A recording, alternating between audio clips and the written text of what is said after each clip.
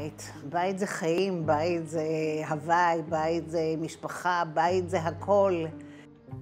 Mina Pelik's home is Israel, but for her parents, it wasn't always like that. They immigrated from Poland to Israel after World War II.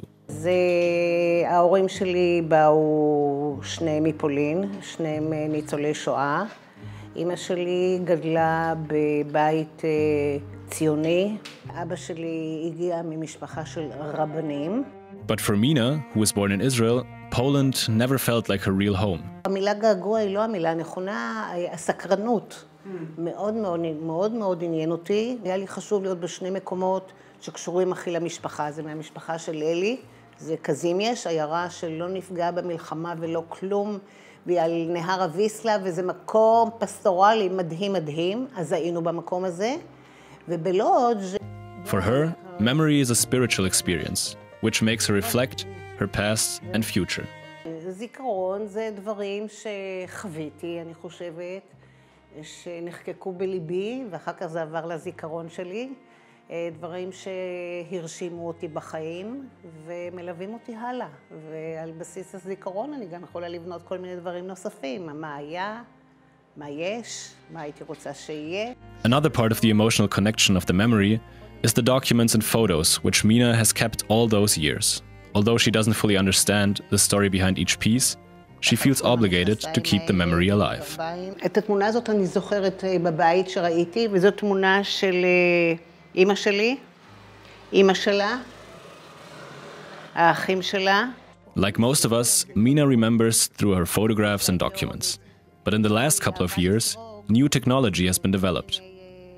This new technology opens up many possibilities of remembrance. At Leibniz-Rechenzentrum in Garching, near Munich, a team of scientists is working on a project called Leibniz, short for Learning with Digital Testimonies. Ich erzähle von meinem Leben als 13-jähriger Junge, wie es alles angefangen hat. In Litauen, in Europa. The man sitting in the chair is Abba Noah, a 94-year-old Holocaust survivor from Lithuania. Here, he is giving his testimony. Throughout the last couple of years, Abba Noah, who lives in Israel now, has been traveling around Germany, talking to high school students and educating them on the Holocaust. Ich bin der Meinung, mit dieser Geschichte muss man sich auseinandersetzen, weil was mal geschah, kann wieder geschehen. Vielleicht hat jemand anders. Um das zu vermeiden, muss man darüber reden. But with more and more Holocaust survivors dying of old age, the team at Leibniz had an idea.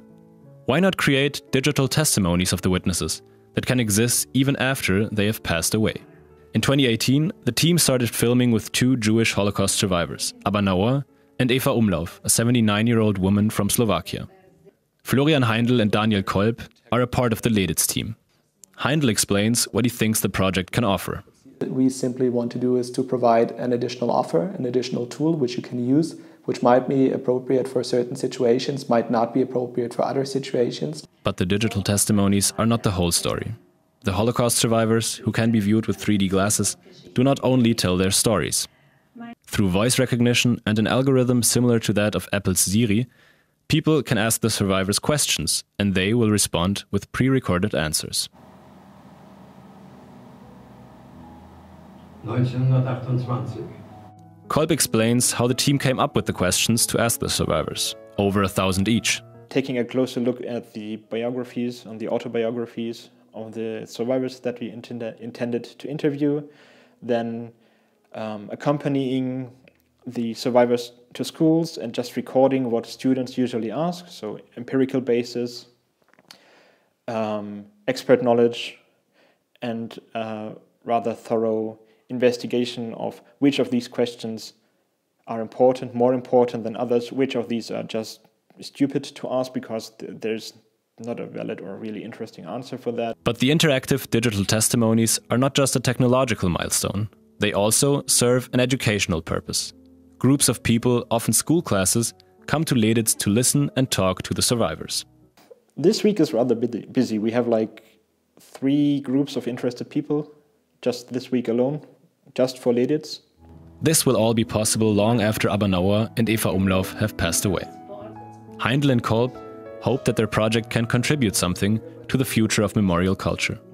And Mina also sees the benefit of accepting new ways of remembering. כמובן שהזיכרונות זה בלי סוף, אין מה לדבר, אבל דברים משתנים ואנחנו צריכים לקבל אותם. קוראים לזה קדמה, שיהיה קדמה.